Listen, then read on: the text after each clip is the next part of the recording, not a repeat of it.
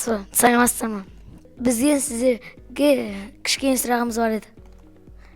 Робототехникаға қызығушылығыңыз қалай басталды? Робототехника мен қызығушылығым осыдан 1,5 жыл бұрын бастады. Яғни өзімнің басқа да облыстарда, басқа да қаладағы әріптестеріме қарап, енді бізде робототехника жарысы енді дамып келе жатыр десек болады. Мысалы, өте көп жарыстар бар. Roboland, First жарысы қазір өте әлем бойынша. Соларды көріп, мен өзімнің қызығушылығым оянып, өзім оқып, танысып, қазір оқушылармен жұмыс жасап жатырмын. Бұл бағытта алғашқы қадамдарыңыз қандай болды? Бұл бағытта ең алғашқы қадам менің Roboland жарысынан басталды, қателеспесем. Roboland жарысына ең алғаш қатыстым, аудандықтан жеңімпаз атанып, бірақ облысқа барғанда сәтсіз болды оқушылармен. Бұл бірақ ең алғашқы жарысым болған соң, маған көптеген сабақ. Сіздің робототехникаға қызығушылығыңыз қалай басталды? Менің робототехникаға қызығушылығым ұялы телефондағы қазіргі интернет желісінен басталды. Осы 1 жыл бұрын ұялы телефоннан басталды. Роботты құрастыру кезінде қандай қиындықтар кездесті? Робот құрастыру кезінде командамен жиналу, командамен. Мен роботтарым туралы айта кететін болсақ, бұл бізде инверстік линия бойынша жүру бойынша жасалған роботымыз. Бұл облыстан 3-ші орын алған роботымыз. Бұл бастауыш оқушыларына алған робо арқан тартыс. Бұл робо Маңғыстау жарысында қолдандық. Бұл роботымыз қарасаңыздар Spike Prime роботымен құрастырылған. Бұл сумо, яғни робот қазақша күрес, бір-бірін алаңнан итеріп шығару үшін құрастырылған роботымыз. Ал бізде бұл тест ретінде қолданылған, тест ретінде құрастырылған Fisher компаниясының роботы.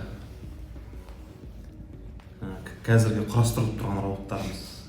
Осы көп роботтарды біздер бұзып тастаған болатынбыз, басқа робот жарыстарына келгенде. Оқушыларыңызды жарыстарға дайындау барысында ең маңызды қағидаңыз қандай болды? Қағидам жалпы жарыс кезінде оқушылар программаны өздері жасау. Яғни оқушылар роботты өздері құрастыру, өздері программасын жасау. Мен тек бағыт-бағдар беру. Солай оқушылардың басты фундаментін құруға болады. Қай модель немесе заттың басып шығару сізге ең қызықты болды?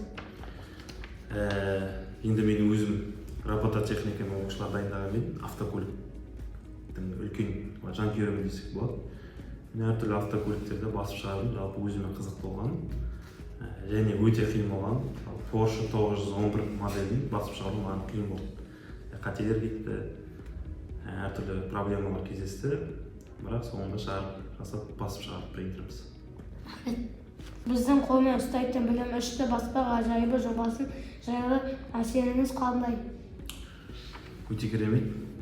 Сіздер бастауыш сыныптың осындай үлкен жобаларды қолға алып жатсыздар.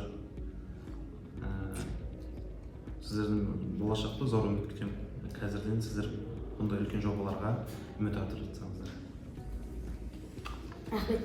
Үшті баспа оқу процесін жеңілдететін құрал деп ойлайсыз ба? Қай пәнге көбірек көмектеседі? Үшті баспаны көп қолданатын болсаң, жалпы біраз пәнге өзінің көмегін тигізеді деп ойлаймын. Сонdan бірден-бір мысалы көмектесетін пәндердің бірі биология сабағын ойлаймын. Биология сабағында өйткені адам ағзасы зерттейтін сабақтарында жүрек, өкпе, соны біздер 3D принтерде жасап шығарып оқушыларға анализ ретінде көрсетсек болады.